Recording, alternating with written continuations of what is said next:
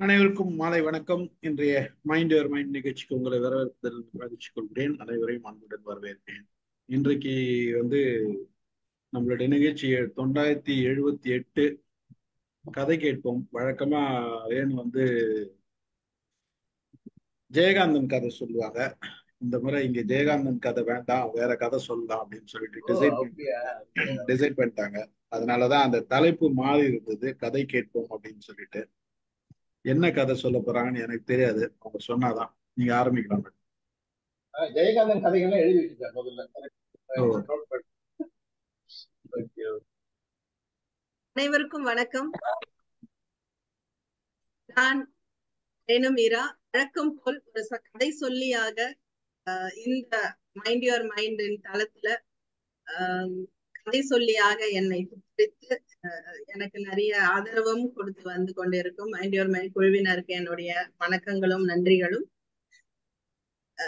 ஜெயகாந்தன் அவர்களுடைய கதைகளை தொடர்ந்து நம்ம நிறைய கதைகளை பார்த்து கொண்டிருந்தோம், இனியும் பார்க்கவிருக்கிறோம். இருந்தாலும் இடையிடையே பல எழுத்தாளர்களுடைய கதைகளையும் எடுக்க வேண்டும் அப்படின்னு இன்னைக்கு நான் திருமதி அனுராதா ரமணன் அவர்களுடைய ஒரு சிறுகதையை எடுத்து வந்திருக்கிறேன். இதுக்கு ஒரு சின்ன காரணமும் இருக்குங்க. என்னன்னா 1947 ஆண்டு ஜூன் மாதம் 29ஆம் நாள் பிறந்தார் திருமதி அனுராதா ரமணன். அவர்களுடைய பிறந்த நாளை முன்னிட்டு இந்த கதையை, அவருடைய ஒரு சிறுகதையை எடுத்து நான் சொல்ல வந்திருக்கிறேன். அனுராதா ரமணன் பற்றி நிறைய பேர் அவர்களுடைய கதைகளை படித்து அவர்களுடைய ஒரு ரசிகையா நீங்க எல்லாம் இருந்திருப்பீங்க. அவருடைய கதைகள் பல என்னுடைய ஒரு மனதுல நெருக்கமான தாக்கத்தை ஏற்படுத்தி இருக்கிறது. அந்த வரிசையில் இந்த கதை. கதையின் பெயர் அது. அதான் கதையோட பேரு அது. அதான் அந்த கதையை பொறுத்த வரைக்கும் ஒரு பெரிய ஒரு ஊரு இருக்கு. அந்த ஊர்ல கிராமம் மாதிரியான ஒரு அமைப்பு. ரெண்டு பக்கமும் திண்ணை வைத்த வீடுகள். அந்த திண்ணை எல்லாமே ரொம்ப உயரமான திண்ணைகள் இருக்கக்கூடிய அந்த வீடுகள் அங்க இருக்கு. அதாவது 6 அடி மனிதனும் எக்கி ஏறி உட்கார்ற அளவுக்கு தான் அந்த திண்ணை இருக்கும். அப்படிதான் அந்த ஊருடைய அமைப்பு. எல்லா வீடுகள்லயும் திண்ணை இருக்கும். வீடு எல்லாமே கொஞ்சம் வசதி வாய்ந்த வீடுகள். முன்னாடி, அதாவது முன்புறத்துல இருந்து நேரா அந்த கொல்லைப்புறம் அப்படின்னு சொல்ற அளவுக்கு நேரா அப்படியே உள்ள போகும். நிறைய ரெண்டு பக்கமும் அறைகள் இருக்கக்கூடிய, கல்யாண முற்றம் எல்லாம் இருக்கக்கூடிய வீடுகள் தான் அந்த தெரு முழுக்கவே. அப்படிப்பட்ட அந்த தெருவில் அன்று அப்படி ஒரு சம்பவம், எதிர்பாராத ஒரு சம்பவம். உடனே உள்ள இருந்து மீனா வெளியில வரா. மீனாவின் கணவன் கிருஷ்ணன். எவ்வளவு நேரத்துக்கு தான் இப்படி சாப்பிடாம இருப்பீங்க? பணத்தை எடுக்கிற வரைக்கும் சாப்பிடாம இருக்கணும்னு ஒண்ணும் இல்லையே. சாதம் போடுறேன், சாப்பிட்டுடுங்கோ. இரு 4 மணி 5 மணி ஆகும்ல, அது வரைக்கும் குழந்தைகள் சாப்பிடாமலா இருப்பா? இல்ல இருக்கட்டும். என்ன இருக்கட்டும்? இல்ல இருக்கட்டும் சொன்னேன். ஓ, அது சரி. எவ்வளவு நேரம் தான் பட்னியா கிடக்குறது? இந்த மாதிரியான ஒரு கலந்துரையாடல் அந்த வீட்டுல நடந்துட்டு இருக்கிற சமயத்துலதான் நம்ம ஒண்ணு யோசனைக்குள்ள போகணும். அப்படி என்ன மீனா ரொம்ப அதிகாரமா கணவனை எப்பவுமே அதிகாரம் பண்றவளா? இதெல்லாம் ஒண்ணும் இல்ல. கணவனும் எல்லாமே மீனா பேச்ச கேட்டுதான் நடந்துப்பானா? அந்த மாதிரியும் எதுவுமே இல்லை. ஆனா ஒண்ணு, மீனா எப்பவுமே நேத்தெல்லாம் இழுத்துட்டு இருந்தது அநேகமா நாளைக்கு சாயந்தரம் முடிஞ்சிரும்னு நினைக்கிறேன் அப்படின்னா போதும். அந்த வீட்டுல யாராவது ஒரு பெரியவரோ வயதானவரோ எல்லாம் தொடர்றது வழக்கம். மீனாவோட கணிப்பு எப்பவுமே சரியா இருக்கும். ஆனா இந்த முறை மீனா எதுவுமே சொல்லாத போதே எல்லாரும் வியந்து போற அளவுக்கு கணிப்பு தப்பி போச்சு. இறந்து போனது ஒரு 25 வயது கொண்ட ஒரு இளம் தளிர். அது எப்படி இறந்தது? அது எப்படி இறந்ததுன்னு தெரிஞ்சுக்கிறதுக்கு முன்னாடி அதை பத்தி நம்ம தெரிஞ்சுக்கணும் இல்லையா? 2 நாளைக்கு முன்னாடி கூட அந்த அவசரமான திண்ணையில உட்காந்துக்கிட்டு ஒரு கால் மேல ஒரு கால் போட்டு ஜல்லு ஜல்லுன்னு கொலுசு சத்தம் கேட்கறதுக்கு தாளம் போட்டுட்டு இருந்ததுதானே அது. கிருஷ்ணன் அந்த பக்கம் போகும்போது வரும்போது அது ஒரு வித்தியாசமான ஒரு முகத்துல ஒரு ஸ்மைல், ஒரு அழகான சிரிப்பு அந்த பொண்ணுக்கு. அப்படிப்பட்ட பொண்ணு தானே அது. இன்னைக்கு மரக்கட்டையா கிடக்குதே, அசைவு இல்லாம கிடக்குதே, என்ன பண்ற? சரி, ஒரு 6 வருஷத்துக்கு முன்னாடி போய் பார்ப்போமா? 6 வருஷத்துக்கு முன்னாடி அதுக்கு கல்யாணம் ஆச்சு. சரி, எப்படி ஆச்சு? ஒரு பக்கத்துல இருக்கக்கூடிய சிவன் கோயில்ல அது ஒரே நேரத்துல 25 ஜோடிகள் 30 ஜோடிகளுக்கு கல்யாணம் ஆகுமே, அந்த மாதிரிதான் அதுக்கு கல்யாணம் ஆச்சு. ஏன்னா அம்மா நாகு நாகு அந்த ஊர்ல கொஞ்சம் பிரசித்தம் தான். அந்த நாகுவோடைய 3வது பொண்ணுதான் இது. இது பேரு யாருக்குமே தெரியாது. ரொம்ப வருஷமாவே இத அது இதுன்னுதான் சொல்லி எல்லாருக்கும் பழக்கம். ஆனா இது பேரு சசியோ சுசியோ தான். நாகுவுக்கு 4 பெண் குழந்தைகள். நாகுவோட கணவன் இறந்து போகும்போது இதுக்கு வயசு ஒரு 7 இருக்கும். முதல் 2 குழந்தைங்களை கல்யாணம் பண்ணி கொடுக்கும் போது நாகுவுக்கு ஒரு 37 38 வயசு இருக்கும். கணவன் இல்ல, விட்டுட்டு போன விஷயத்தை வச்சு அந்த பெண்களுக்கு திருமணத்தை செஞ்சு அனுப்பியாச்சு. மிச்சம் இருந்தது இதுதான். இதுவும் இதுக்கு அடுத்து வரக்கூடிய இன்னொரு பெண், அது பேரு கௌசி. கௌசின்னு சொல்றோமே, ஆனா இதுல அதுன்னு தானே சொல்றோம். அது ஏன்னு பார்க்கலாம். அந்த கௌசி 4வது பொண்ணு. அது ஒரு வாண்டு இந்த வீட்டுல இருந்தது. ஆனா இது ரொம்ப குத்துவிளக்கு மாதிரிங்க, ஒரு சுடர் விளக்குன்னு சொல்லலாம். காந்தம், அவ்வளோ அழகு, லட்சணம் அப்படி இருக்கக்கூடிய ஒரு பெண். அந்த முகத்துல அப்படி ஒரு தேஜஸ் இருக்கும். இந்த பொண்ணுக்கு ஒரு 13 வயசு இருக்கும்போது அப்பதான் எதிர் வீட்டுல இந்த கிருஷ்ணர், அதே தெருவுல நேரடியான எதிர் வீடு இல்லாம ஒரு 2 வீடு தள்ளி எதிர்த்தாப்புல இருக்கிறவளவுதான் இந்த கிருஷ்ணர். இந்த கிருஷ்ணன் அப்படிங்கிறவளுக்கு அப்பதான் கல்யாணம் ஆகுது. கிருஷ்ணனோட மனைவி மீனா. அந்த மீனாங்கிற பெண் ஊர்ல இருந்து, அதாவது பட்டணத்துல இருந்து கல்யாணத்துக்காக இங்க வந்தாங்க. அப்ப என்ன நடக்குது தெரியுமா? அவங்களுக்கு குட்டிகூரா பவுடருடைய அந்த பொண்ணு போட்டுக்கிற அந்த வாசனை பவுடர், அவ பட்டணத்துல இருந்து வந்ததுனால சந்தன சோப்பு உபயோகிக்கிறது, குட்டிகூரா பவுடர் உபயோகிக்கிறது. அப்புறம் அந்த பின்னல்ல ரிப்பனை கட்டும் போது அது பட்டாம்பூச்சி மாதிரி அந்த ரிப்பன் அவ நடக்கும் போது பறக்குதான். இதெல்லாம் ரசிக்கிறதுக்காகவே அது அவங்க வீட்டுக்கு போகும். அப்ப இதுக்கு ஒரு 12 13 வயசு இருக்கும். மீனா மாமி நீங்க காவேரி ஆத்துல எல்லாம் குளிக்க மாட்டேளா அப்படின்னு கேக்குது. மாட்டேன் அப்படின்னு மீனா சொல்றான். அப்படி உங்களுக்கு ஆத்துல இருந்து ஜலம் வேணும்னா சொல்லுங்க, நானே இனிமேல் உங்க ஆத்துக்கு ஜலத்தை எடுத்து வந்து ஊத்துறேன் அப்படிங்கிறான். மீனாவுக்கு ஏன் ஆத்துக்கு போறதுக்கு பயம் அப்படின்னா, அவளுக்கு முதல்ல அது பழக்கம் இல்ல. அப்படியே அங்க போனாலும் பெண்கள் எல்லாம் அந்த மாறாண்ட அந்த முடிச்சு போட்டுட்டு அப்படி குனிஞ்சி குளிச்சுட்டு துணி துவைக்கும் போது எங்க இதெல்லாம் கரண்டுடுமோ அப்படிங்கிற மாதிரி ஒரு ஒரு பிரம்ம, ஒரு பயம். அதை நினைச்சிட்டு, ஐயோ நான் அதுக்கெல்லாம் போக மாட்டேம்மா, நான் ஆத்துல குளிக்கிற பழக்கம் எல்லாம் எனக்கு கிடையாது அப்படிங்கிறான். சரி சரி, ஏதாவது வேலை இருந்தா சொல்லுங்க, உங்க ஆத்துல வந்து நான் செய்யறேன் அப்படிங்கிறான்.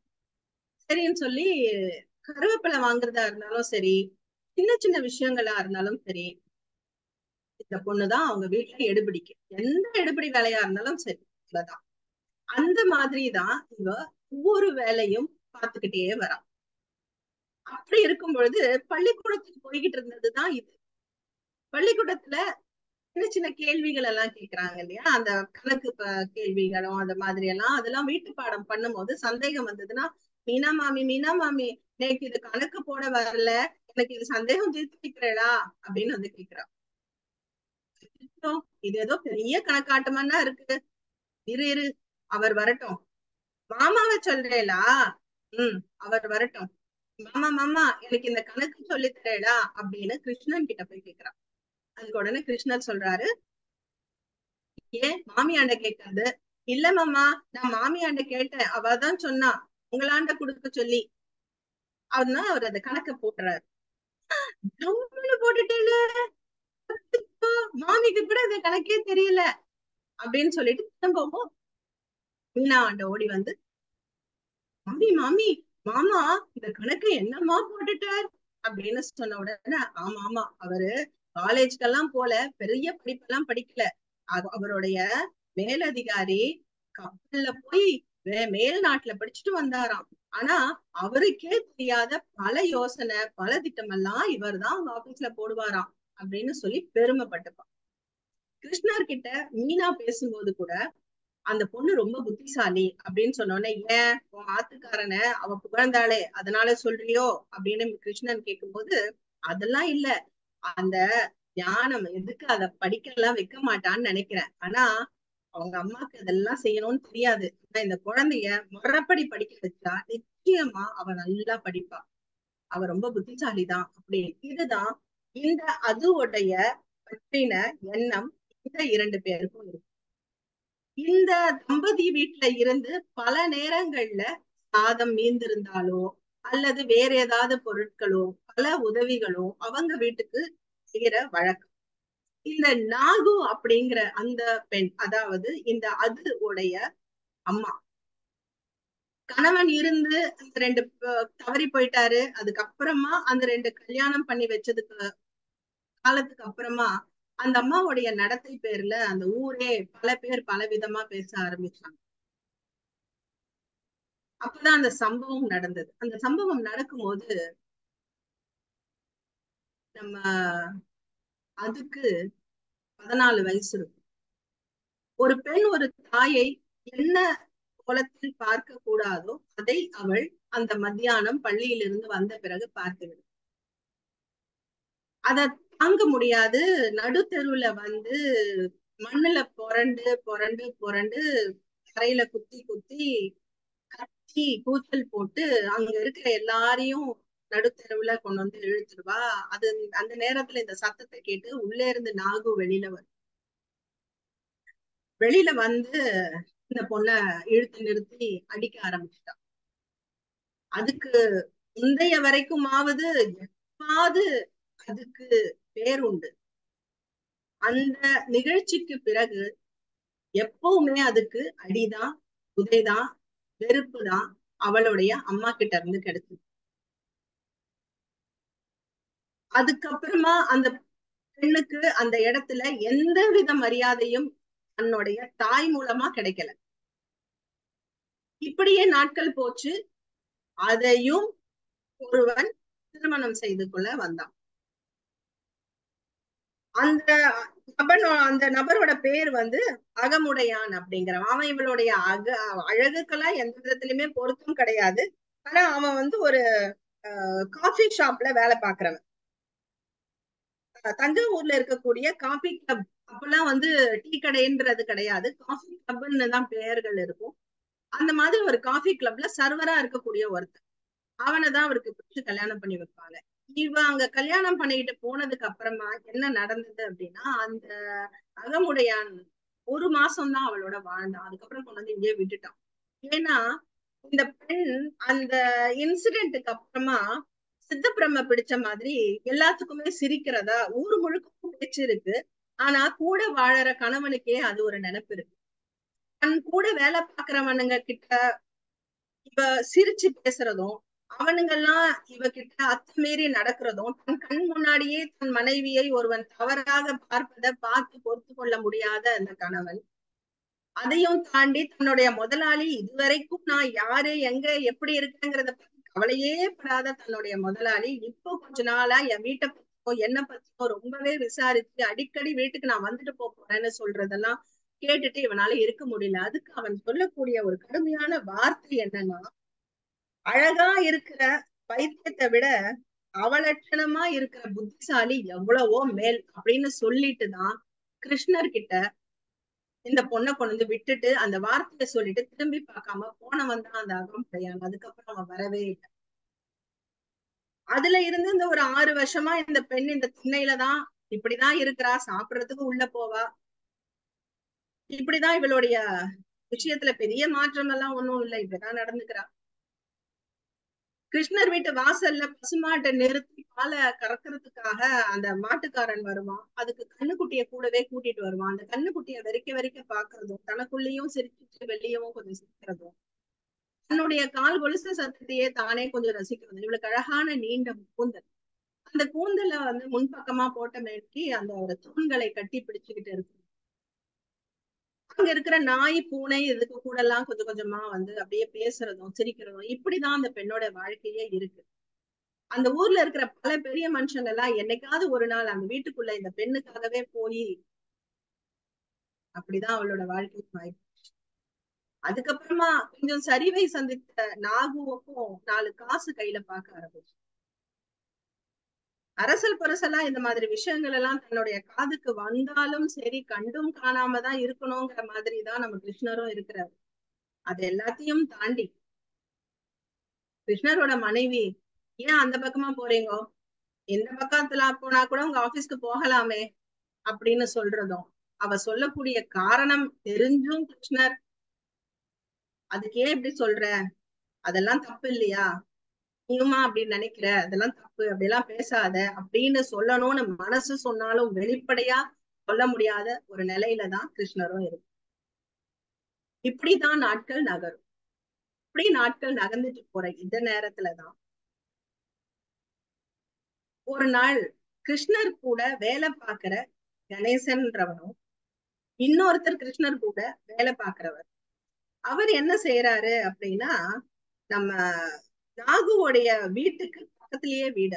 அவர் எப்பவுமே வீட்டுல இருந்து வெளியில தயிர் சாதத்தை கட்டிக்கிட்டு ஆபீஸ்க்கு வரும்போது கூடவே அது பற்றின செய்தியையும் நாகு பற்றின செய்தியையும் கையோடவே கட்டி எடுத்துக்கிட்டுதான் ஆபீஸ்க்கு போவார். அங்க தயிர் சாதத்தை ஓபன் பண்ணி எப்படி அங்க பரிமாறிக்கிறாரோ, தனக்கு தானே பரிமாறி மற்றவர்களுக்கும் பரிமாறுறாரோ, இந்த செய்தியையும் அவர் அப்படித்தான் பரிமாறுறார், எல்லார்கிட்டையும் பேசுவார். அப்போ கிருஷ்ணா, அவனுக்கு ஒரு விஷயம் தெரியுமா, நம்ம கணேசன் என்ன பண்ணா தெரியுமா, எப்படி சொல்ல, அதுக்கு ஐஸ்கிரீம் வாங்கி தரேன்னு போனான்டா அவன். அவனுக்கு என்ன வயசு ஆகுது, வர ஆணி வந்ததுன்னா 58 9 வயசாயிடுச்சு, இருந்தாலும் கிழத்துக்கு நல்லாம ஒன்னும் குறையல. போயிட்டு ஐஸ்கிரீம் வாங்கி தரேன்னு அது ஊட்டி விட்டுருக்கான். இதுவும் சிரிச்சுட்டே ஈசிட்டு வாங்கிருக்க.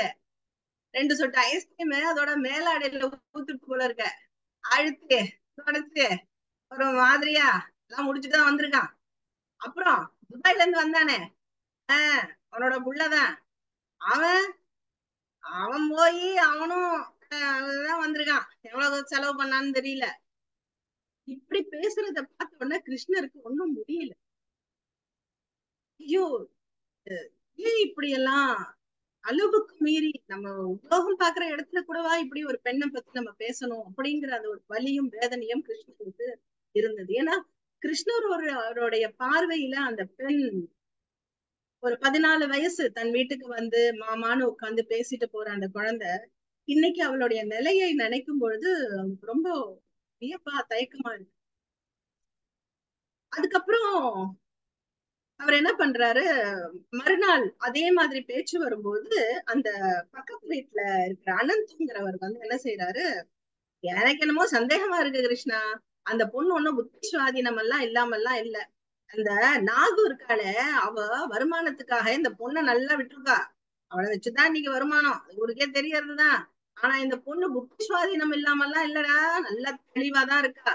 ஏன்னா அந்த துபாய்க்கார பொண்ண போனானே அவனாண்ட சொல்லியிருக்கா, இதெல்லாம் கிருஷ்ணன் எனக்கு சின்ன வயசுல கணக்கு போட்டு கொடுத்தாரே, கணக்கு கத்து கொடுத்தாரே, அதெல்லாம் நான் இன்னமும் உட்காந்து போட்டுட்டு இருக்கேன்னு சொன்னா.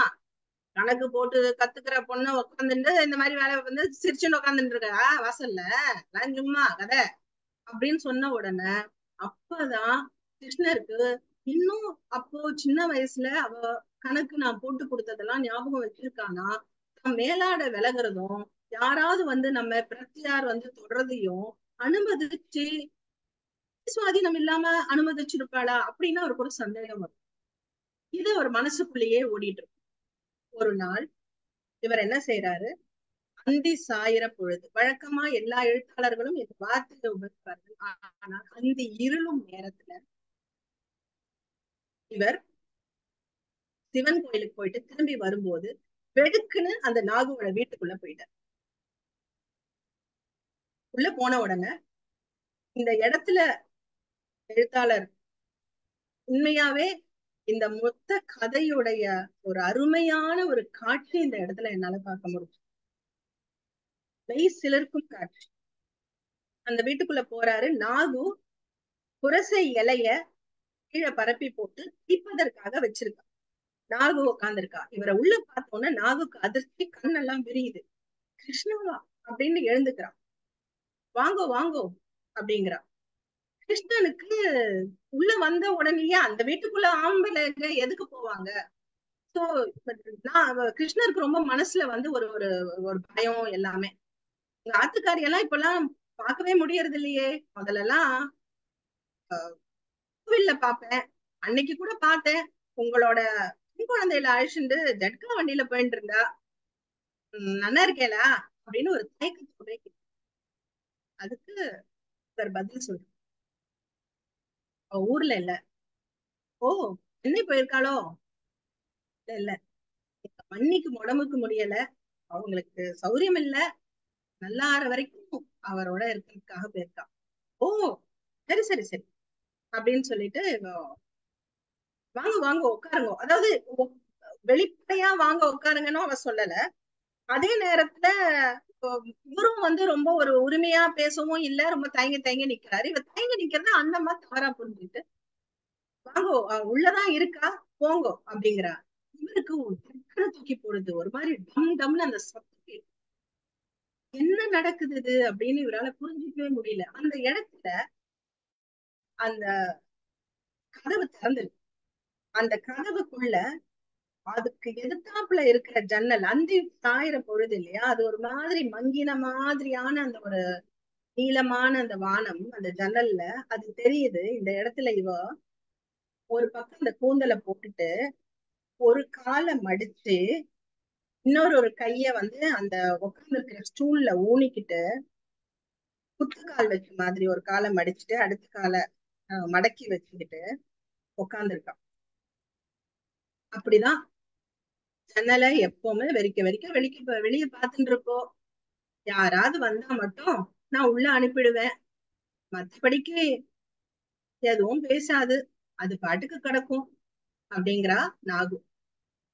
போங்கோ, நீங்க உள்ள போங்கோ அப்படின்னு சொன்ன உடனே யாரோ வந்திருக்காங்கன்றது மட்டும் தெரிஞ்சு அவ அப்படியே தலைய திருப்பி பாக்குறா. இவருக்கு அந்த நேரத்துல கோவில்ல அந்த பெரிய மணி அடிச்சா என்ன உணர்வு வரும், அந்த கோவில்ல இருக்கும்போது இவருக்கு என்ன உணர்வு வருமோ அந்த உணர்வு மட்டும்தான் இவர் மனசுல இருக்கு. எங்கேயோ ஒரு நிசப்தம் ஒரு மனசுல இருக்கு. ஒரு அடி 2 அடி கிட்ட எடுத்து வைக்கிறார். கிட்ட எடுத்து வச்சோன்னா நாகும் அந்த இடத்த விட்டு ரொம்ப டீசெண்டா நகர்ந்து போற மாதிரி நகர்ந்து போயிடும். உள்ள வந்த உடனே இவ தலைய மட்டும் திருப்பி பார்த்துட்டு இவரையும் பாக்குறா, அந்த தாழ்பாளையும் பாக்குறா, கதவுடைய மேல் தாழ்பாளையும். என்னம்மா அப்படின்னு இவர் வந்து கேக்குறாரு. இல்ல, வழக்கமா உள்ள வரவாள்லாம் தாப்பால் போட்டுட்டு தான் உள்ள வருவா, நீங்க நேரா வரையலேன்னு கேட்டேன் அப்படிங்கிறா.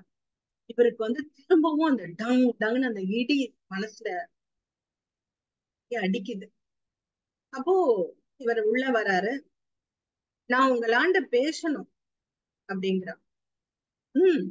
பேசுமா அப்படிங்கிறாரு. நாகுக்கு தெரியாம பேசணும், அவ ஒரு பித்துக்குளி, அவ முன்னாடி பேசினா அது சரி வராது, இருங்கோ அப்படின்னு மெல்ல எழுந்துக்க முயற்சி பண்றான்.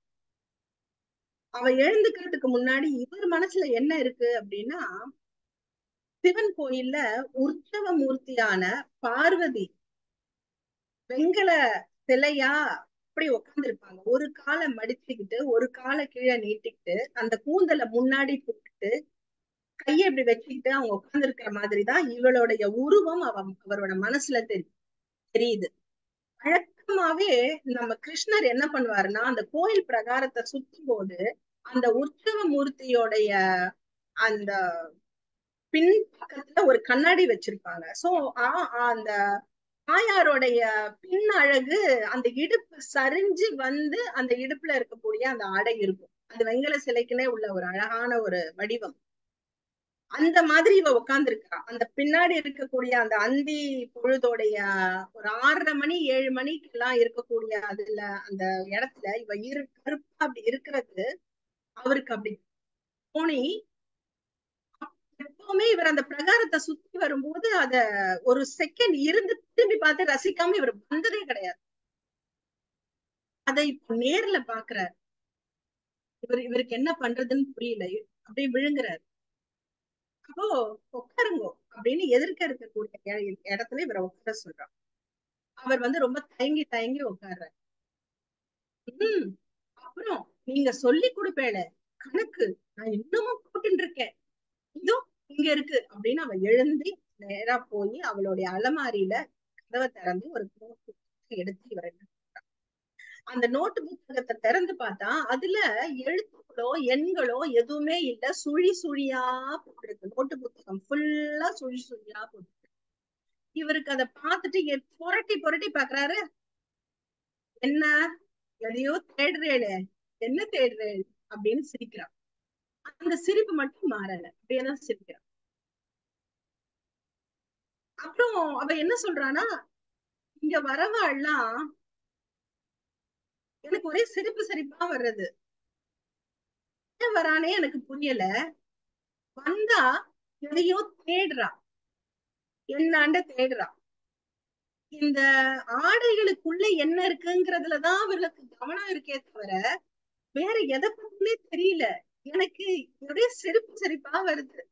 அவ ஆடைக்குள்ள என்ன இருக்கோ அதுதான் என் ஆடைக்குள்ளயும் இருக்கேங்கிறது அவரு புரிஞ்சுக்கிறதா நான் ஒரு நாளும் ஒருத்தாண்டையும் பார்க்கவே இல்லை அப்படின்னு சிரிச்சுட்டு 2 காலையும் சம்மணம் போட்டு உட்காந்து ஒரு கை விரலால தன்னுடைய ஒரு கால் கட்டு விரலை பிடிச்சிட்டு ஏதோ ஒரு ஞானி மாதிரி அப்படியே நிமிர்ந்து உட்காந்து கண்ணை முடிக்கிறார். இவர் வந்து ஏதோ ஒரு யோகிய பார்த்த மாதிரியான இவருக்கு ஒரு உணர்வு.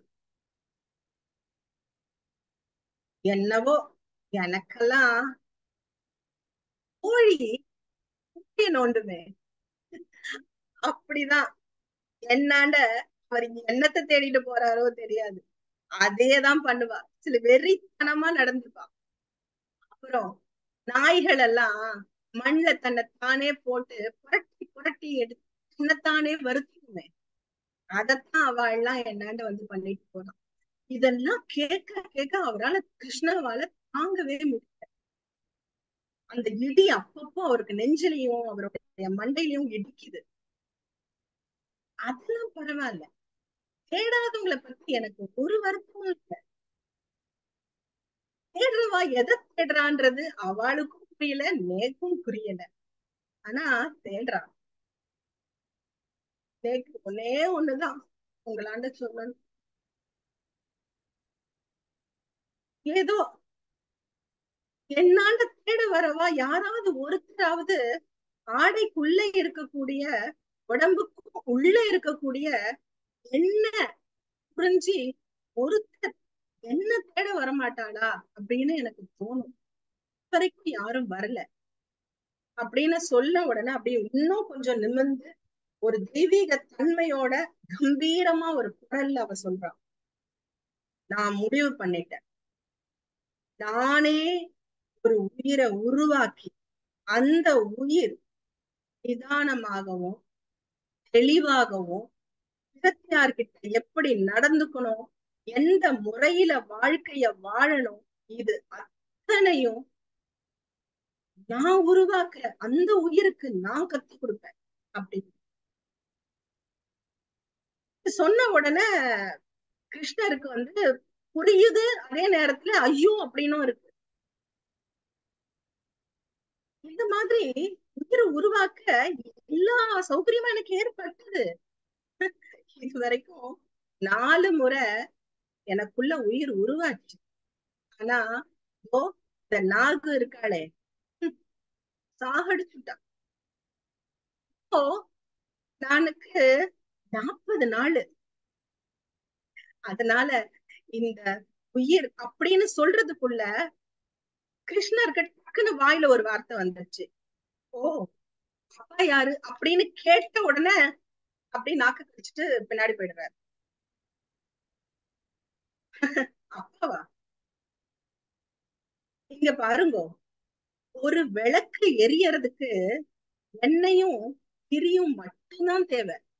எந்த எண்ணெய, எந்த திரி, அது எதுக்கு அப்படின்னு இவ சொன்ன உடனே திரும்பவும் கிருஷ்ணருடைய மனசுக்குள்ள அந்த அந்த ஒரு தெய்வீக தன்மைய உள்ள வாங்க வச்சு இவளுடைய இந்த வார்த்தை. இவளால அடுத்து அடுத்து ஒரு ஒரு வார்த்தையும் அவ சொல்ல சொல்ல கிருஷ்ணருக்கு என்ன பண்றதுன்னு புரியல. இவங்க ஏன் வந்தேன்னு தெரியல, ஆறுதலா இருக்கு அப்படின்னு சொன்ன உடனே அப்புறம் கிருஷ்ணர் சரிம்மா நான் கிளம்புறேன், நாழி ஆயிடுத்து அப்படின்னு அவர் கிளம்புறார். வெளியில போகும்போது நாகு ரொம்ப உரிமையோட வாங்கோ அப்படின்னு சொல்லிட்டு கூப்பிடுறா. இவருக்கு தயக்கமா இருக்கு. கதவை திறந்துட்டு இவர் வெளியில போறாரு. நாகு வேற மாதிரி அவரை ரிசீவ் பண்றான். எனக்கு இவரால அதை சகிச்சுக்கவே முடியல. ரொம்ப கூச்சத்தோட போறாரு. இவர் இப்படி நடந்து போறாரு. நாகு அப்படி ஸ்லைட்டா அப்படி குனிஞ்சிட்டு, பெரியவா அடிக்கடி வந்துட்டு போகணும், நீங்கெல்லாம் வந்துட்டு போனாதான் அப்படின்னு இழுக்கிறா. அது அவருக்கு இன்னும் கூச்சத்தையும் அருவருப்பையும் கொடுக்குது. அதுக்கு அடுத்தபடியா அடுத்த ஸ்டெப் தாண்டி நாகு சொல்ற விஷயம் என்ன அப்படின்னா, இனிமே நாங்க இங்க 3 வேளை சாப்பிடணும், கையில 5 ரூபாய் தான் இருக்கு, ரேஷனுக்கு நாளைக்கு போகலாம்னு இருக்கேன், 50 ரூபாய் ஆகும் அப்படின்னு சொன்ன உடனே கிருஷ்ணர் தன்னுடைய பாக்கெட்ல இருந்து காசை எடுத்து 50 ரூபாய் குழந்தைக்கு செருப்பு வாங்குறதுக்காக அவர் வச்ச காசு, அந்த காசை எடுத்து அவன்கிட்ட கொடுக்குறாரு. கொடுத்த உடனே அதை நாகு வாங்கிக்கிறான். வாங்கின உடனே கிருஷ்ணர் வெளியில வராரு. அன்னையில இருந்து கிருஷ்ணனுக்கு மனசுல ஒரு பாரம்.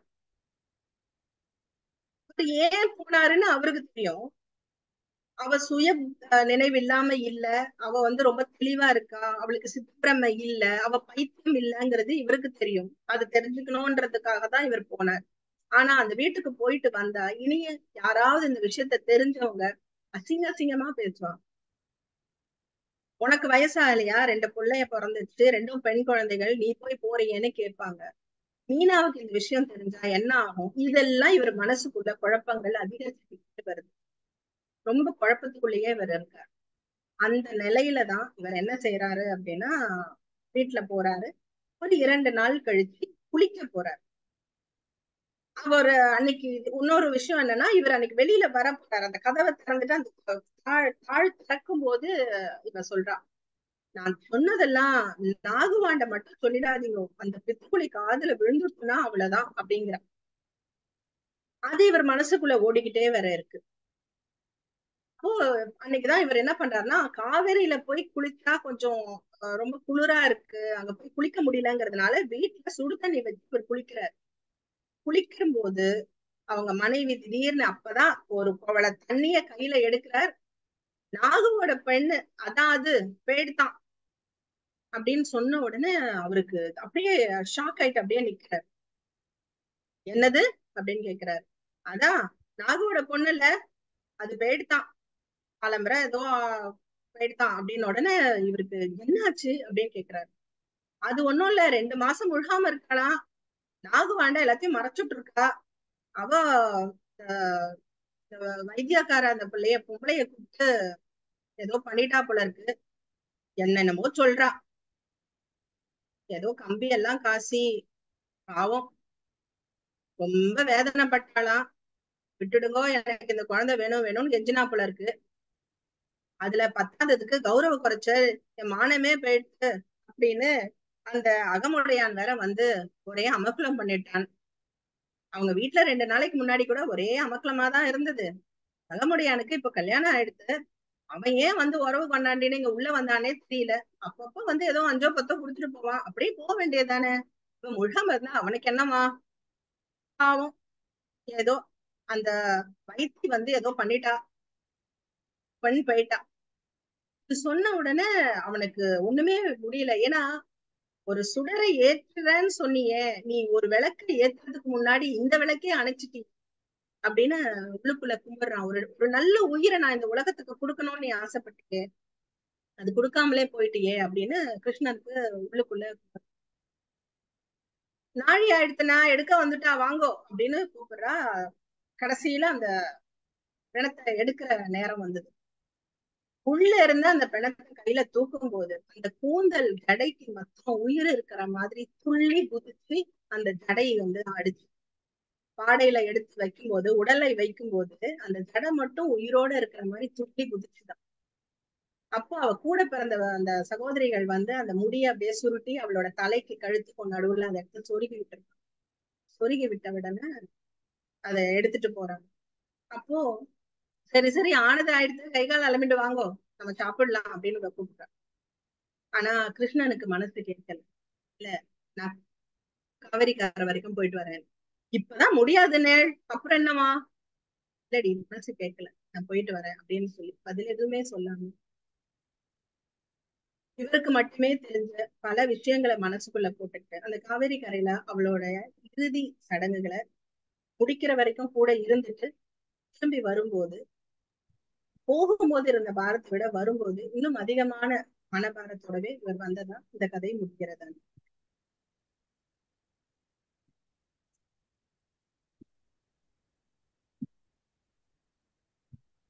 முடிச்சிட்டீங்களா? முடிஞ்சிச்சு. கதை முடிச்சிட்டீங்களா?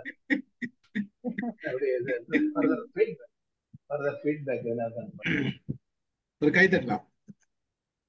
சார் எனக்கு தட்ட கூட மனசு இல்ல சார். இந்த ஸ்டோரி அது கதைக்காக இல்ல, ரேணுக்காக. ரேணுக்காக தெரியறது, பட் என்னால முடியல. அதேதான் அதுக்குதான் கதை முடிக்கலாம் கேட்டது. முடியல கதை. மகாநதி தான் எனக்கு ஞாபகம் வந்தது. இல்ல, மகாநதி டு சம் எக்ஸ்டென்ட் மாதிரி ஸ்டோரி, அது ஒரு மாதிரி ஸ்டோரி, இது ஒரு மாதிரி ஸ்டோரி. எந்த காலத்துல எப்ப எழுதுனது இது? அந்த வருஷம் எனக்கு கிடைக்கல சார். ஏன்னா நானு லைப்ரரியில, அயனாவரம் லைப்ரரியில அனுராதா ரமணனுடைய அந்த கதையோட அந்த தாள்கள் மட்டும் கிடைச்சது எனக்கு. அது ஆனந்த வேடன் தாள் தான். அத போட்டோ எடுத்துட்டு வந்து பிரிண்ட் அவுட் எடுத்துதான் நான் அதை படிக்க முடியும். எத்தனை பேஜஸ்? கதை பெருசுமா, 14-15 பக்கம். அவ்வளவுதானே? ஓ, அனுராதா ரமணன் தான் இது. Okay okay. நான் பிகினிங்ல எனக்கு ஒரு கெஸ்ட் வந்தாங்க வர்மா பண்ணி விடுறதுக்கு, பண்ணி விட்டேன். அப்ப I missed first initial few lines. ரொம்ப இந்த மாதிரி எத்தனையோ பேர் இருக்காங்க.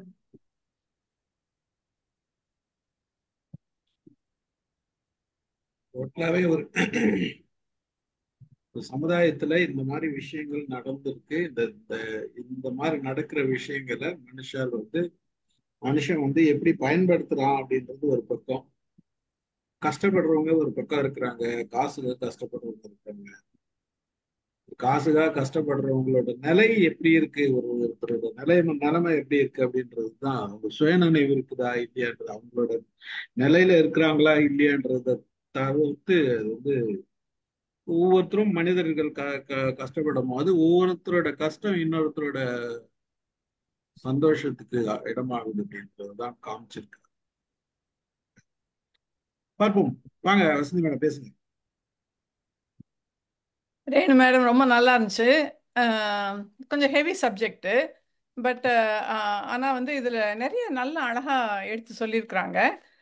ஒரு மென்டலி சேலஞ்ச்டு ஒரு குழந்தை, அந்த குழந்தைக்கு என்ன நிறைய அவளுக்கு அவளை என்ன பண்ணுறது, அவளை நல்லா எஜுகேட் பண்ணியிருக்கலாம், எத்தனையோ ஆப்பர்ச்சுனிட்டிஸ் கொடுத்து அவளை கொண்டு வந்துருக்கலாம். இந்த காலத்தில் அதெல்லாம் நடக்குது. சில இடங்கள்ல சில பொருளாதாரம் நல்ல இருக்கிற இடத்துல, நல்ல வசதியாக பார்த்துக்கிற இடத்துலலாம் நல்லா நடக்குது. ஆனால் இந்த குழந்தை ரொம்ப ஏழை குழந்தை, அது அப்படியே வளருது. இன்னொரு ஆப்போசிட்டில் இருக்கிறவங்க நல்லவங்களா சேர்றாங்க, அட்லீஸ்ட் அவங்களாவது எக்ஸ்ப்ளாய்ட் பண்ணாமல் இருக்கிறாங்க. இதில் ரெண்டு ஆப்போசிட் அதே மாதிரி எல்லா கதையிலும் இருக்காப்புல. ஒரு சோஷியல் சொசைட்டி எவ்வளோ இரஸ்பான்சிபிளாக இருக்குது, சோஷியல் அதாவது இவ்வளோ ஒரு அவ கஷ்டத்தெல்லாம் பார்க்குறாங்க. பட் ஆனால் nobody takes any action against that. இந்த எதிர்த்து இருக்கிற கிருஷ்ணர் மட்டும் அந்த பேர் வந்து பொருத்தமான பேர். ஏன்னா அவர் வந்து ஒரு ஃபிலாசபர் மாதிரி இருக்காரு. அவர் இவளை எக்ஸ்ப்ளாய்ட் பண்ணலை. இன்னொன்று, அவர் வந்து சில இதை சொல்லி கொடுக்குறாரு அவளுக்கு. சொல்லி கொடுத்தா இவ வந்து கெட்டிக்காரி ஆவான்னு நினைக்கிறாரு. ஸோ இவளோட டேலண்ட்ஸ் அவருக்கு கொஞ்சமாவது புரியுது, மற்றவங்க மாதிரி இல்லை.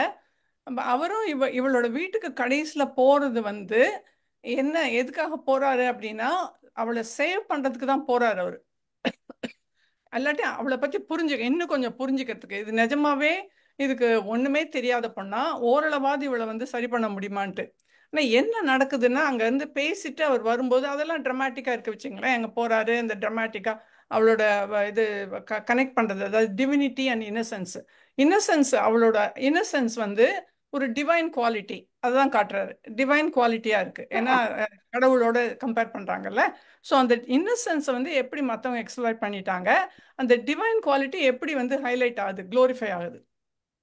ஏன்னா அவ சொல்கிறா, இந்த மாதிரி இன்னொரு குழந்தைய நான் உருவாக்குறேன். அதை கடவுள் தான் உருவாக்க முடியும்ல, கடவுள் தான் உருவாக்க முடியும். இங்கே இந்த டிவினிட்டி குவாலிட்டினாலே இவன் இன்னொரு குழந்தைய உருவாக்கி நான் அவனை வந்து பெருசாக ஆக்க போகிறேன் அப்படிங்கிற அந்த க்ளோரிஃபிகேஷனை கொண்டு வராரு. ஆனால் இந்த கிருஷ்ணர் வந்து அவங்க வீட்டுக்குள்ளே போயிட்டு வெளியில் வரும்போது அந்த கிருஷ்ணர் ஹியூமன் பீயிங் ஆயிடுறாரு.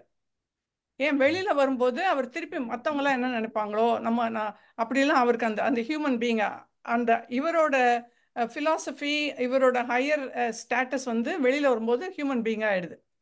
அதுக்கப்புறம் அவர் ஒன்றும் பண்ணலை. அவரும் இன்ஆக்டிவாக தான் இருக்கார். அவர் வந்து எல்லாரையும் கூப்பிட்டு இல்லை இப்படி பண்ணுறது தப்பு, இந்த மாதிரி இந்த பொண்ணை நம்ம ட்ரீட் பண்ண முடியாது அப்படிங்கிற ஒரு ஸ்டாண்டை எடுக்காமல் அவரும் உள்ளே போயிடுறாரு. ஸோ அவர் இறந்த உடனே அவர் வந்து சைலண்ட்டாக தான் போய் அழுறாரே ஒழிய, சைலண்ட்டாக ஃபீல் பண்ணுறாரே ஒழிய, யாருமே இங்கே ஒரு சோஷியல் ரெஸ்பான்சிபிலிட்டியை எடுத்துக்கல.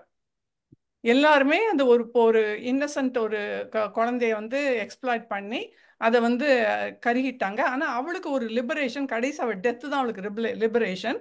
அவள் டெத்து போனது தான் அவளை லிபரேட் பண்ணுறது இந்த இதுலேருந்து. அதுதான் அவங்க காட்டுறாங்க. ரொம்ப அழகாக இருந்துச்சுங்க. இதுதான் என்னோட அனாலிசிஸ். Thank you ma'am. இது வந்து அவர் சொல்றாரு இல்ல கிருஷ்ணர், ஐயோ நம்ம ஒய்ஃப் என்ன நினைப்பாலோ அப்படி இப்படின்ட்டு. அவர் என்ன பண்ணணும்னா, ஒய்ஃப்ட எல்லாத்தையும் சொல்லிடணும். நான் இது மாதிரி போனேன், இந்த ரீசனுக்காக இப்படி நடந்தது அப்படின்னு சொல்லியிருந்தாருன்னா ஏதாவது ஒரு ஸ்டாண்ட் எடுக்கலாம். மேம் சொன்ன மாதிரி சைலண்ட் ஆயிடுறாங்க. சைலண்ட் அவர் ஒரு வழியா ஆயிருப்பாரு.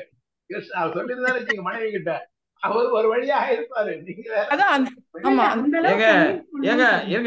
கதையில அந்த தெரு வழியே போவாதுன்னு சொல்ற ஒரு பொம்பளை கிட்ட போய் சொன்னா கதை எப்படிங்க போவோம்? அந்த பொம்பளை என்ன சொல்லுது, நீ அந்த தெருப்பக்கம் கூட போக கூடாதுன்றாங்க. அதான் அந்த வாசகர் வந்து சும்மா போடல. இந்த வார்த்தை எதுக்கு போடணும், இந்த மாதிரி இத்தனை பேர் கேள்வி கேட்பீங்கன்னா அவங்களோட கேரக்டர் சொல்லியிருக்காங்க. அந்த தெருப்பக்கம் வாசனை பக்கம் போக கூடாதுன்னா எப்படி சொல்லுவாரு? கரெக்ட் தான், சோஷியல் இர்ரெஸ்பான்சிபிலிட்டி. அதான் இதுல இன்னொரு செய்தி ஒளிஞ்சிருக்கு. நம்மிடையே பலரு நம்ம பேர் கெட்டு போயிட போகுதுன்றது காரணத்துக்காகவே பல விஷயங்களை நமக்குள்ள மறைச்சு வச்சுக்கிறோம், கேட்க மாட்டோம்ன்றோம். தைரியமா எடுத்து சொல்லி கேட்க மாட்டோம்ன்றது அதுதான். அதுவே பலருக்கு வந்து அட்வான்டேஜ் ஆயிட்டு அவங்க பண்ற தவறுகளை பண்ணிட்டு தான் இருக்கிறாங்க. இதுதான் சொல்லியிருக்காரு. நம்ம சோசியல்னா கூட ஒவ்வொரு தனி மனிதனும் சேர்ந்ததான் சொசைட்டி. அந்த தனி மனிதனோட சிந்தனைன்றது எவ்வளவு முக்கியம். அங்க அதுதான். அப்போ தனி மனிதர் ஒவ்வொருத்தரும் பயந்து நாம இது பண்றோன்ற. இப்ப நல்லது செய்யணும்னு நினைச்சா கூட நான் நல்லது செய்யணும்னு வெளியில சொன்னா இது இந்த பொண்ணோட பேரை காப்பாத்தலன்னா, நான் வெளியில சொன்னேன்னா நான் என்னோட பேர் கெட்டுவிடும்.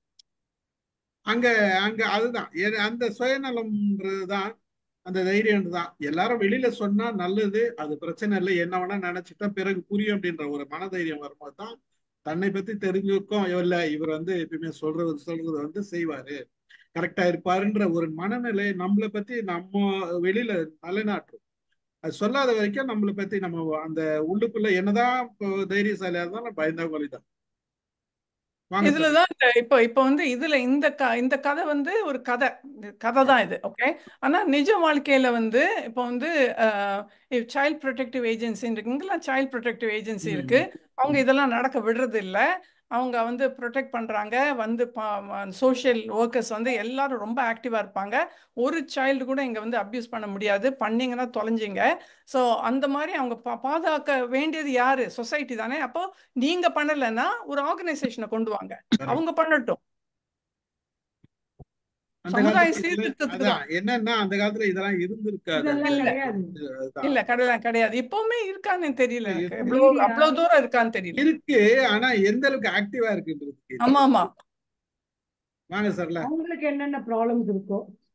ஆமா. இன்னொன்னு வந்து நீங்க பாத்தீங்கன்னா இந்த சோஷியல் irresponsibility எங்க இன்னும் நிறைய ஹைலைட் பண்றாங்க அவங்கன்னா இந்த காசிப்பிங். இந்த அதாவது ஒரு ஒரு வரைமுறை இல்லாம காசிப் பண்றது ஒருத்தரை பத்தி. ஸோ அதுவும் irresponsible. அதையும் அவங்க சொல்றாங்க. ஸோ ஒருத்தர் போய் சொல்றாங்களே, ஓ அவன் வீட்டுக்கு ஐஸ்கிரீம் வாங்க சாப்பிட போனா அப்படி ஆயிடுச்சுன்னு ஒருத்தன் பேசுறான்ல. ஸோ அந்த மாதிரி எவ்வளவு தூரம் இந்த காசிப்பிங் வந்து ஒருத்தங்களை கெடுக்குது. நம்ம இன்னைக்கும் செஞ்சுட்டு தானே இருக்கிறோம். ஆமா ஆமா அது நமக்கு அது செய்யறவங்களுக்கு அந்த கேவலன்றது கூட உணர்றது கிடையாது. கரெக்ட். அடுத்தவங்களை பத்தி அங்கங்க சொல்ற விஷயங்கள் இன்னைக்கும் சொல்லிட்டு தான் இருக்கிறாங்க. அது வந்து அது இன்னும் கொடுமை என்னன்னா, கூட பழகுறவங்களை பத்தி இன்னொருத்தர்கிட்ட சொல்ற பழக்கங்கிறது பாருங்க, அது ரொம்ப ஆமா மோசமான பழக்கம்லாம் இருக்குது. ஆமா ஆமா வாங்க சர்லா. ரொம்ப அழுத்தமான கதை. ரொம்ப சோகமா இருந்தது. அவலமான நிலைமை அந்த பொண்ணோட நிலைமை. எழுத்தாளர் வந்து அந்த வார்த்தைகளை, ஒவ்வொரு வார்த்தைகளும் ஆழமான அந்த உண்மையை சொல்லியிருக்காரு. நடுப்ப இவங்க சார் சார் ரமேஷ் சார் சொன்னாரு, லைக் அந்த பக்கமாவே போவாதீங்க அப்படின்னு. அதுல ஒரு உண்மை, அந்த ஒய்ஃப் வந்து எவ்வளோ பொசசிவ் இதுவா இருப்பா அப்படின்றது தெரியுது. அதே மாதிரி கடைசி காட்சியில அந்த பொண்ணு பேசுறது எல்லாமே வந்து அவ்வளோ ஒரு ஆழமான உண்மை இருக்கு. அவ்வளோ அழகா அதை எழுத்தாளர் சொல்லியிருக்காரு. யா ட்ரூ. ஸ்டீஃபன் சார் சொல்றது மாதிரி அந்த காசிப்ஸ் வந்து இன்னமும் பண்ணிட்டு தான் இருக்காங்க. எல்லாம் எது சரி உண்மையா அதுன்னு தெரியாம எல்லார பத்தியும் பேசிட்டே இருப்பாங்க. கூட இருக்கவங்கள பத்தி, அவங்க கூட பழகுறவங்கள பத்தியே பேசுறாங்க. இன்னும் இன்ன அளவுக்கும் இருக்குது அந்த காசிப்ஸ். அது எவ்வளோ ஒரு கேவலமான செயல்ன்றது வந்து தெரியறது இல்ல. தேங்க்ஸ் ரேணு. ரொம்ப நல்லா சொன்னீங்க. அருமையா அந்த காட்சிகள் ஃபுல்லாவே அப்படியே மனக்கண் முன்னாடி வந்துச்சு. அவ்வளவு நல்லா சொன்னீங்க. கதை வந்து ரொம்ப ரொம்ப அழுத்தமா இருந்து ரொம்ப அப்படியே ஓப்பனே ஒண்ணுமே, அந்த கதை முடிஞ்சிட்டு எதுவுமே பேசவே முடியல, அவ்வளவு ஹெவியா இருந்துச்சு. Thank you. Thank you Sarla. Thank you so much. Thank you. வாங்க நாராயணன் சார், பேசுறீங்களா? வாங்க சார். இப்போ சரி, எல்லாம் பேசட்டும்னு நான் சும்மா இருந்தேன். ஆனால் எல்லாம் பேசுனதுக்கப்புறம் என்ன பேசுறதுன்னு தெரியல. ஏன்னா இந்த கதையை கேட்கலன்னா கூட இன்னைக்கு வசந்தி மேடம் கரெக்டாக சூப்பராக கதை சொல்லிட்டாங்க. இது அப்படியே நான் ஏதாவது மிஸ் பண்ணியிருந்தா கூட அதை இதை மிஸ் பண்ணிட்டோம் போல் இருக்கு அப்படிங்கிற மாதிரி எக்ஸலண்டான ஒரு நானும் சொல்ல வந்தோம்னா மேடம் எல்லாத்தையுமே சொல்லிட்டாங்க. அப்படியே ஆமாம், ஃபுல்லா ரொம்ப அனலைஸ். ஆமாம், அற்புதம் madam. Very very happy to have you. இது என்னன்னா, இதுல வந்து இது நடக்குது, இன்னைக்கும் நடக்குது. சார் சொன்ன மாதிரி இந்த காசிப் வந்து உண்மையாவே காசிப்ங்கிறது apart from all these things, இந்த காசிப்புங்கிறது ஒழிஞ்சு மக்கள்கிட்டேருந்து விலகிட்டாவே கிட்டத்தட்ட 70-80% சமூகம் வந்து ஆரோக்கியமாயிரும். சம்பந்தம் இல்லாமல் ஒருத்தரை பற்றி பேசுறது, அதாவது உண்மை என்னன்னு தெரியாம பேசுறது. அதாவது நம்ம பேசுறது முக்கியம் இல்லை. இப்போ ஒருத்தரை பற்றி பேசும்போது நிஜமாவது உண்மையா அப்படின்னு தெரியாமையே வந்து அது மட்டும் இல்லை, இன்னும் கொஞ்சம் தாளிச்சு பேசுவாங்க. கடுகு உளுத்தம் பருப்புலாம் தாளிச்சு வேற பேசுவாங்க. அதுதான் அதில் பிரச்சனை. கோர்ஸ் இது வந்து ஒரு நல்ல பாடம். இது ஆக்சுவலாக நம்ம வந்து நம் வாய் மூடி இருப்பதற்கு மீண்டும் ஒரு சந்தர்ப்பத்தை கொடுக்கும் ஒரு கதை இது. அதாவது எதுக்கு திறக்கணும் எதுக்கு திறக்கக்கூடாது அப்படின்னு அற்பை வழக்கம் போல வந்து அருமையான நாடக பணியில் சொல்லிட்டாங்க. இன்னும் சரியாக சொல்லப்போனால் இந்த ரேணு வந்து நல்லா கதை சொல்லுவாங்கிறது எல்லாருக்கும் தெரிஞ்ச விஷயம். Apart from that Vasanthi madam அதை அருமையாக ரிவ்யூ பண்ணாங்க. 2 பேருக்கும் நன்றி. மகிழ்ச்சி மகிழ்ச்சி மேடம், நன்றி மகிழ்ச்சி. சார், நன்றி சார். அமிதா மேடம் பேசுறீங்களா?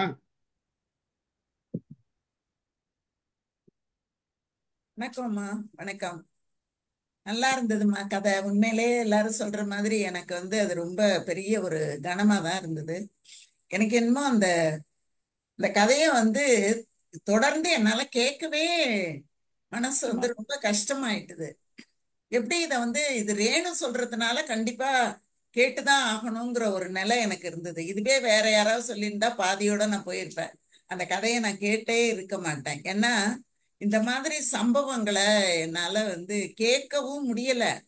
அது ரொம்ப ஒரு மனசுக்கு ரொம்ப ஒரு கஷ்டமாவும் இருக்குது. ஏன்னா அது எப்படி சொல்றது, அதாவது ஒரு இயலாமை, ஒரு முடியாம இருக்கிற ஒரு குடும்பம் எப்படி ஒரு வீணா போகுது. மற்றவங்க தூக்கி விட வேண்டியவங்க எல்லாம் எப்படி அந்த குடும்பத்தை இழிவுபடுத்தி அதை எவ்வளவு ஒரு மோசமாக்கிடுறாங்க. பெண்ணுக்கு பெண்ணே எதிரிங்கிறது எவ்வளவு சரியா இருக்குது அப்படிங்கறதெல்லாம் பார்க்கும்போது ரொம்ப மனசு கஷ்டமா தான் இருந்தது. ஆனா நம்ம வசந்தி அம்மா சொன்ன மாதிரி இந்த என்னதான் அது ஒரு தெய்வீகமா அதையெல்லாம் நினைச்சாலும் பார்த்தாலும் கடைசியில சுத்தி சுழண்ட ஒரு இடத்துல போய் இறங்கி தானே மனசு போயிடுது. அதை நினைக்கும் போது ரொம்ப மனசுக்கு கஷ்டமா இருந்தது ரேணு. நான் ஒரு வேண்டுகோள் வைக்கிறேன் ரேணு, அடுத்த தடவை கதை ரொம்ப மகிழ்ச்சியான கதையா சொல்லணும் ரேணு. கனமான கதைய மனசுக்கு ரொம்ப கஷ்டமா இருக்குமா. நன்றி, நன்றி மேடம். வாங்க சார், சிவகுமார் சார் பேசுங்க.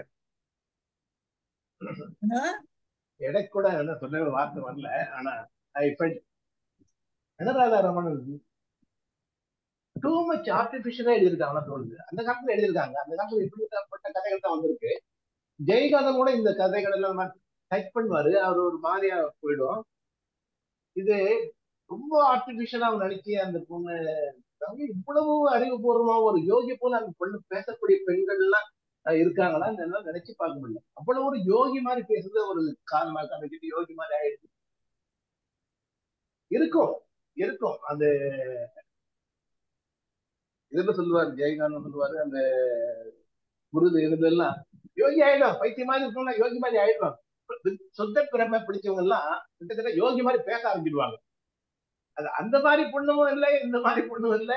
இந்த மாதிரி இவ்வளவு பிரமாதமா சொன்னது, இவ்வளவு எல்லாம் உள்ள தேடுறாங்க. இந்த ஆன்மா தேடலையே, எதையும் தேடலையே, இன்னும் உயிர் வரணும், நாளைக்கு உயிர் கொடுக்கணும்னு தோணுது. இவ்வளவு அறிவுபூர்வமா பேசக்கூடிய பொண்ணு அனுராதா ரமணன் ஒரு ரொம்ப ஆர்டிபிஷியலா யோசனை பண்ணி கதை எழுதியிருக்காங்கன்னு தோணுது. I agree with Amudha madam. Apart from story, Vasanthi madam சொன்ன மாதிரி ஸ்டோரி தான் ரொம்ப பியூட்டிஃபுல்லா அவங்க அனலைஸ் பண்ணாங்க. ஏன்னா அவங்க ஒரு யோகி மாதிரி பேசுறாங்க, சிரிச்சுக்கிட்டே சொல்றாங்க, சிரிச்சுக்கிட்டே அழறாங்கன்னு சொல்லுதா, சிரிச்சுக்கிட்டே அழறாங்க அந்த பொண்ணு சொல்லுது, அது சொல்லுது அப்படின்னு நினைச்சேன். ஆனா அதை விட அனலைசிஸ் ரொம்ப சூப்பர். அந்த டிவைனிட்டி அண்ட் இன்னசென்ஸ் கனெக்ட் பண்ணீங்க. ஷி காட் லிபரேஷன் சொன்னீங்க. அந்த வார்த்தைகள்லாம் எப்படி உங்களுக்கு அவ்வளவு ஈஸியா வருதுன்னு தெரியல. சோஷியல் இரெஸ்பான்சிபிலிட்டி அண்ட் காசிப்பிங் இதெல்லாம் உங்ககிட்ட தான் வரும் madam. I salute you. Really, நீங்கெல்லாம் வெரி குட் அனலைசிஸ். இதெல்லாம் டிவைனிட்டி அண்ட் இன்னசென்ஸ், சோஷியல் இரெஸ்பான்சிபிலிட்டி, விட இந்த காசிப் ஸ்கூல் டேஸ்ல பசங்களை பொண்ணுங்களை கேலி பண்ணுவாங்க, காசிப் இருக்கும். ஆனா இந்த மாதிரி காசிப் எல்லாம் அந்த காலத்துல பேசுறது உண்டு. ஆனா ரொம்ப ஹெவியா இருக்கு, ரொம்ப ஹெவியா இருக்கு. இந்த பொண்ணு சிரிச்சுக்கிட்டே தான் அழுதுது. அது அழுதுகிட்டே சிரிச்சுக்கிட்டு அந்த யோகியமா சொன்னது நெகிழ்வா தான் இருக்கு. நீங்க ரொம்ப நெகிழ்வா சொன்னீங்க. அனுராதா ரமணன் இந்த சப்ஜெக்ட் ரொம்ப யோசனை பண்ணி ஆர்டிபிஷியலா எழுதிருக்காங்கன்னு தோணுது. Thank you, all the best. இதுக்குதான் சார் திருக்குறள்ல இந்த புறங்கூறாமை அப்படிங்கறத பத்தி ஒரு அதிகாரத்துல ஒரு பாட்டு சொல்லுவாங்க. புறம் கூறி பொய்த்து உயிர் வாழ்தலின் சாதல் அறம் கூறும் ஆக்கம் தரும் அப்படின்னு சொல்லுவாங்க. மற்றவங்கள புறங்கூறி பொய்த்து ஒரு வாழ்க்கை வாழறத விட செத்து போலாம், செத்து போறதே அவனுக்கு அறம் அப்படிங்கிற மாதிரி அந்த பொருள் கொண்டு வருவாரு. புறம் கூறி பொய்த்து உயிர் வாழ்தலின் சாதல் அறம் கூறும் ஆக்கம் தரும் அப்படின்னு சொல்லுவார். அதுதான் நினைவுக்கு வருது. வேற என்ன சொல்றது சார், இது ரொம்ப கனமானதே. இப்போ 2-3 நாளைக்கு முன்ன பிடி சார்னு ஒரு சினிமா ஒண்ணு வந்திருந்தது பாருங்கம்மா. அந்த படம் ஒண்ணு பார்த்தேன். அந்த படத்துல அந்த ஒரு கல்லூரியில ஒரு பொண்ணுக்கு ஏற்படக்கூடிய ஒரு நிலை, அந்த பொண்ணை திரும்ப கொண்டு வர்றதுக்குள்ள அதுங்க படுற பாடு, செத்து போய் அவளை புதைச்சு அதுக்கப்புறம் கடைசி நிமிஷத்துல கோர்ட்டுக்கு அந்த பொண்ணை அவமானப்படுத்தி அதுக்கப்புறம் அந்த பொண்ணே சொல்லிதான் அதை மாத்தவே முடியுது. செத்து போனவன்னு வச்சு அவளை ஒரு இடத்துல பாதுகாத்து கொண்டு அந்த கதையில நிறுத்துறாங்க. நல்லா இருந்தது அந்த கதை. ஆனா ரொம்ப ஒரு இன்னைக்கும் இந்த மாதிரி சமுதாயத்துல நடந்துகிட்டு இருக்குங்கிறது தான் இப்ப எடுத்த கதை தான் அது. நல்லா இருந்தது அந்த சினிமா, பிடி சார் அப்படின்னு. இந்த படமா? படம் பேர் என்ன? பிடி சார். பிடி பிடி சார். சார். அமேசான் பிரைம்ல பிடி சார்னு நானும் அந்த படம் பார்த்தேன். இந்த கதையெல்லாம் இந்த கதை 1 மாசத்துக்கு முன்னாடியே நான் படித்த கதை தான். இப்ப அந்த படத்தை பார்க்கும் பொழுது எனக்கு அது தோணுது, நம்ம எல்லா காலத்துலயும் பழைய எழுத்தாளர்கள் எத்தனை எழுதி வச்சிருந்தாலும் தற்காலத்துக்கும் பொருந்துற மாதிரிதான் எல்லா கதைகளுமே பெண்கள் இருக்கிற வரைக்கும் இது இருக்கும்மா. பெண் வர்க்கம் இருக்கிற வரைக்கும் இந்த மாதிரி கதையும் இருக்கும், நிஜமும் இருக்கும். அதை மாத்தவே முடியாது. ரொம்ப எக்ஸாஜரேஷன் தோணுதுமா. பெண்கள் கதை இருக்குமா, ரொம்ப எக்ஸாஜரேஷனா தோணுது. ஆனா தாய்வா பேசுறீங்களா? தாய்வா இருக்கீங்களா? ஓகே ரமேஷ், நீங்க ரமேஷ். வணக்கம். எல்லாரும் சொல்லிட்டாங்க. நான் நல்லா கதையை நல்லா உள்வாங்கினேன். அழகா அந்த அவங்க எக்ஸ்பிளைன் பண்ணும்போது போட்டிருக்காங்க பார், பட்டாம்பூச்சி போட்ட அந்த ரிப்பன், அதெல்லாம் அந்த பழைய இது. 2வது அந்த அழகா இருக்கிற பைத்தியத்தை விட அசிங்கம் அவலட்சணமா இருக்கிற பெண் எவ்வளவு மேல்னு சொல்ற அந்த வாக்கியங்கள் நல்லா அருமையா இருந்தது. அதே மாதிரி அந்த தயிர் சாதம் சாப்பிடும்போது இந்த நாட்டுல நடக்கிறது தான். அவ வீட்லயும் வந்தான், அவன் போனா, இவன் போனான்றது. இவர் அந்த கணக்குன்றதுக்கு எதுக்கு வச்சாருன்னா, பின்னாடி யூஸ் ஆகுன்ற அந்த கணக்குன்ற ஒரு சப்ஜெக்டை ஆசிரியர் போட்டிருக்காரு. இந்த கணக்கை வச்சுதான் அவர் தன்னுடைய கணக்கை தெரிந்து கொள்வதற்கு வசதியா அவர் கணக்கு கத்துக்கிற மாதிரி ஒரு சீன் அந்த காலத்துல பிளாஷ்பேக் வைக்கிற மாதிரி வச்சிருக்காரு. அவங்க அந்த ஞாபகம் வரும்போது கணக்குன்றத அருமையா சொல்லியிருக்காங்க, எல்லாரும் சொல்லிட்டாங்க. அவர் அதை ஒரு கோயில், அது அழகா சொல்றாரு பாருங்க. அவன் பார்க்கும்போது அது கடவுளுடைய சொரூபமா தான் அவருக்கு தெரியுது. அவங்க அம்மா இவங்களை ஒரு மாதிரி பாக்குறாங்க அப்படின்னும் போது அதுவும் அது அவங்களுடைய கேரக்டர் என்ன அழகா சொல்றாரு பாரு. நான் ரேஷனுக்கு போகணும், ஒரு 50 ரூபா கொடுங்க, அது அவங்களுடைய வாழ்க்கை தள்ளணும், அவங்க குடும்பத்தை தள்ளணும்ல, அதுக்காக அவங்க அந்த மாதிரி மாறினாங்க அப்படிதான் ஆசிரியர் சொல்ல வர்றார். அவங்களையும் நியாயப்படுத்துறாரு. அவங்க அந்த நாகுவை கூட என்ன படுத்துறாரு, 2 புருஷக்காரன் விட்டு போன பிறகு வேற வழி இல்லைங்க அப்படின்ற மாதிரி தான் அவங்க தொழிலுக்கு போன மாதிரி சொல்றாரு. நல்லா அருமையா, அதாவது அந்த அப்படியேப்பட்ட அந்த இதுவும் ஒரு உயிர் கொடுத்து, எங்க அம்மா தான் என்ன சரியா வளர்க்கல, நானும் ஒரு உயிரை கொடுத்து நான் நல்லா வளர்க்கணும் அப்படின்னு அந்த உயிர் நினைச்சது. பட் அதுக்கு ஒரு வாய்ப்பு இல்லாம அவங்க அம்மா பண்ணிட்டாங்க என்பதை இந்த ஆசிரியர் புரிந்து கொள்றார். இதை வச்சு நான் ஒரு சின்னதா ஒரு கதை, ஒரு கவிதை ஒண்ணு எழுதுகிறேன். அதுதான் அந்த ரிப்பன் பட்டாம்பூச்சி. அதுதான் அந்த ரிப்பன் பட்டாம்பூச்சி. அந்த கணக்கு பண்ணும் கண்ணாமூச்சி, அந்த கணக்கு பண்ணும் கண்ணாமூச்சி. அந்த அது கண்டது காணாத கோலம், அந்த அது கண்டது காணாத கோலம்.